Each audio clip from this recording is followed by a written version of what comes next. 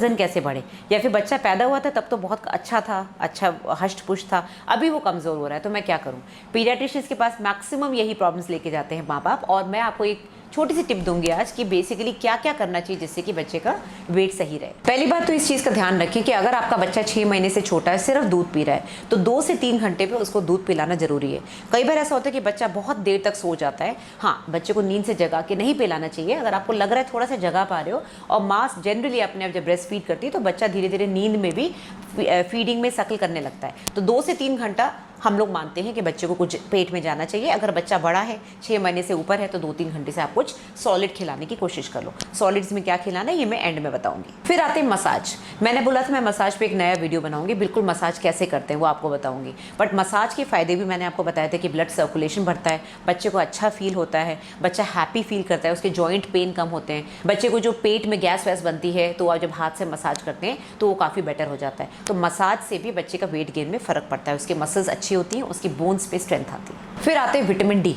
अब आपके जो डॉक्टर हैं पीडियाट्रिशियन, आप देखना डिलीवरी के बाद हर बच्चे को विटामिन डी की ड्रॉप्स देंगे, तो जो डॉक्टर ने बोला वो तो लेनी है, जो भी ड्रॉप उन्होंने बोली वो लेनी है, कम से कम साल भर तक देनी है। अब आपको पता है विटामिन डी एक ऐसा विटामिन है जो कि स्किन के अंदर बनता है, इसके लिए थोड़ी सी धूप चाहिए होती है। हमारे इंडिया में धूप की कमी नहीं है, बट हम लोग थोड़े काले हैं, मेलेनिन ज़्यादा है हमारे अंदर, तो हमारी स्किन में विटामिन डी को एब्जॉर्ब करने की, यूवी रेज को एब्जॉर्ब करने की शक्ति थोड़ी कम है। इसलिए बच्चे को कम से कम 10 से 15 मिनट आप धूप में अगर थोड़ा सा रखेंगे सुबह के टाइम, स्पेशली उसकी पीठ अगर आप धूप की तरफ एक्सपोज रखेंगे, ध्यान रखिए उसका चेहरा ज़्यादा एक्सपोज ना हो वरना उसकी आंखों में दिक्कत होगी। तो हल्का सा उसको 15 मिनट के लिए उल्टा लगा सकते हैं, तो उससे उसको धूप मिलेगी और विटामिन डी मिलेगा। अब विटामिन डी साल भर तक देना है और साथ में धूप भी लगानी है। और जनरली कहते हैं सुबह की जो सॉफ्ट धूप होती है, और डिपेंड करता है समर्स कौन से वाले हैं, या तो आप 5 से 7 के बीच वाली धूप लगाओ या 7 से 9 वाली धूप लगाओ, तो वो थोड़ी सी सॉफ्ट धूप होती है जो बहुत हार्श नहीं होती। और जिन कंट्रीज़ में, जिन जगह कोई ऐसी सिटीज़ भी हैं जिनमें सिर्फ बारिश ही होती रहती है पूरे टाइम, उसमें धूप बहुत मुश्किल से मिलती है, तो थोड़ा सा बच्चे का इस चीज़ का ध्यान रखना है कि विटामिन डी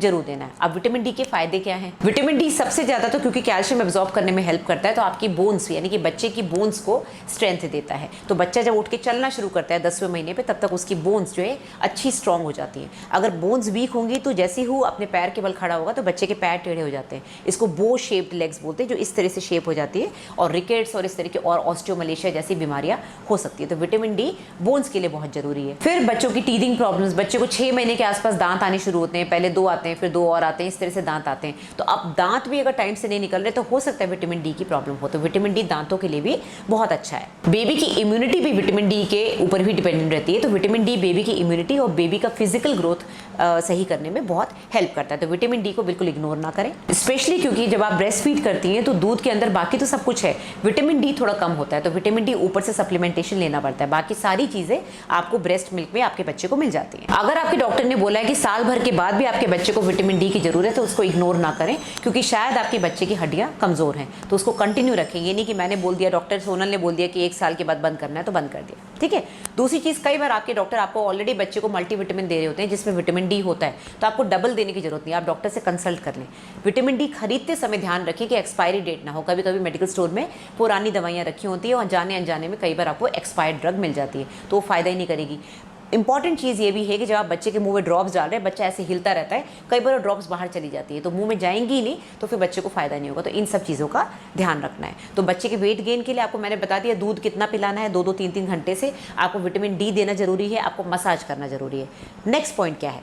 नेक्स्ट पॉइंट ये है कि जैसे जैसे बच्चा बड़ा होता है उसको लिक्विड एंड सॉलिड डाइट दोनों देनी है। लिक्विड में आप सिर्फ दूध दे रहे थे अभी तक, अब आपको बाकी चीज़ें भी देनी है, जैसे आप जूसेस ऐड कर सकते हैं, आप थोड़ा बहुत पानी भी ऐड कर सकते हैं। नॉर्मली इंडिया में पीडियाट्रिशियंस मना करते हैं पानी के लिए, ये मैंने आपको पिछली बार भी बताया था, भले कितना भी डिहाइड्रेशन हो रहा हो, नॉर्मली पानी इसलिए मना करते हैं क्योंकि हमारी कंट्री में ऑलरेडी मैल न्यूट्रिशन बहुत ज़्यादा है, बच्चे कमज़ोर होते हैं, तो अगर पानी पी के पेट भर लेंगे तो दूध नहीं पियेंगे। बट जैसे ही बच्चा 4-5 महीने में जाता है, आप उसको ऊपर का खाना शुरू करें, उस खाने में आप जो भी पानी डाल रहे हैं उसमें बहुत ज़्यादा नमक वगैरह ना डालें, थोड़ा सा नमक और थोड़ा सा हल्दी, क्योंकि हल्दी एंटीसेप्टिक होती है, तो जो भी आप बना रहे हैं उसमें हल्दी डाल दें, मिर्ची मसाला बिल्कुल ना डालें, नहीं तो बच्चे को नुकसान करेगा। एक बहुत इंपॉर्टेंट बात जो कि मैंने देखी है और मैंने खुद ने भी एक्सपीरियंस करी है कि जो नई माएँ होती हैं वो बच्चे को बहुत ज़्यादा ओवर फीड करती है। हम इंडिया में बच्चों को लेकर ठूस ठूस के खिलाते हैं, हमको लगता है बच्चा भूखा है, उठाओ जगाओ और खिलाओ और खिलाओ, नहीं खा रहा तो चलो ये नहीं खा रहा तो दलिया खिला दो, दलिया नहीं खा रहा तो दूध पिला दो, दूध नहीं पी रहा तो ये खिला दो। तो बच्चा इस चक्कर में उसको खाने से चिढ़ हो जाती है, वो खाने से दूर भागने लगता है और ज़बरदस्ती खाने की वजह से उसका पेट निकल आता है, वो उल्टियाँ करना शुरू कर देता है और आपको लगता है अरे मेरा बच्चा तो फिर से भूखा हो गया, उसने उल्टी कर दी। आप फॉरेन कंट्री में देखिए वो बच्चे को बेसिकली छोड़ देते हैं, टेबल पे तरह तरह का खाना लगा देते हैं जो बच्चे के लिए ज़रूरी है और चम्मच रख देते हैं जो बच्चे को बिल्कुल भी लगे ना, अगर बच्चा ऐसे भी चम्मच कहीं लगा रहा है आँख पे तो कहीं लगे ना, and then they leave the baby so that बच्चा अपने आप सीखता है कि क्या खाना है। तो बच्चे को ओवर फीडिंग ना करें, उसकी वजह से भी वेट लॉस होता है। जबरदस्ती दूध पिलाने की वजह से भी विटामिन की कमी हो जाती है, क्योंकि दूध में थोड़ा कैल्शियम है, थोड़ा वे प्रोटीन है, थोड़ा कसीन है, लेकिन उसमें कोई आयरन नहीं है, बहुत ज़्यादा मिनरल्स विटामिन नहीं है। तो ज़्यादा दूध पिला पिला के पेट भरने से कि मेरा बेटा कुछ नहीं खा रहा, बच्चा कुछ नहीं खा रहा, मैं दूध पिला दूँ, उससे उसको ब्लड की कमी हो जाएगी। तो आप बैलेंस डाइट लेके चलिए। और जैसे मैंने पिछली वीडियोज़ में बताया, चाय मत पिलाइए बच्चे को, टेस्ट चेंज करने के लिए चाय पिलाएंगे। चाय में टैनिन्स होते हैं, वो आयरन को एब्जॉर्ब नहीं होने देंगे। आपके लिए ठीक है, आप बड़े हो गए हैं, अब आपको काम करना है, आपको चाय की आदत है, सुबह शाम चाय नहीं मिलती तो चक्कर आते हैं, वो सब गलत आदतें हैं, एडिक्शंस हैं, बट ठीक है, बट बच्चे को आदत ना डालें। तो बच्चे को बेसिकली आपको एक बैलेंस डाइट देनी है जिसमें थोड़ा सा फैट भी हो, सॉफ्ट फूड हो जो को आराम से पैलेटेबली खा सके, थोड़ा सा कार्बोहाइड्रेट हो, बहुत ज़्यादा चीनी ना हो, नहीं तो शुगर स्पाइक करेगी, प्रोटीन हो जो उसकी मसल बिल्डिंग करे, साथ में थोड़ा फाइबर हो जिससे उसको कॉन्स्टिपेशन ना हो। चीज़ों के नाम बताती हूँ जो कि बहुत ही बच्चे के लिए इजीली बनाए जा सकते हैं और बहुत ही सॉफ्ट होते हैं, बच्चे को पसंद आते हैं। सबसे पहले आते हैं आलू। आलू सब्जियों का राजा है, हम सबको आलू बहुत पसंद है, बट हम जैसे जैसे बड़े होते हैं हमको आलू से नफरत हो जाती है क्योंकि वेट बढ़ाता है। बट बच्चा तो आपका छोटा सा है। मैश्ड पोटैटो फॉरेन कंट्रीज़ में बहुत ज़्यादा खाए जाते हैं, बड़े लोग भी खाते हैं। उसको बिल्कुल सॉफ्ट आप मैश कर लें, उसको थोड़ा सा दूध में भी पका सकते हैं, एक बढ़िया स्ट्यू जैसा बन जाएगा। उसमें हल्का सा नमक डाल दें टेस्ट के लिए, और जैसे जैसे बच्चा बड़ा होगा आप उसको पराठा बना के या खिचड़ी बना के भी खिला सकते हैं। बट मैश पोटैटो बहुत सॉफ्ट बनता है अगर आप अच्छे से उसको ग्राइंड करके मैश करके थोड़ा सा दूध में पका दें, तो ये एक बहुत अच्छा फूड है बच्चे के लिए। फिर आते हैं दलिया।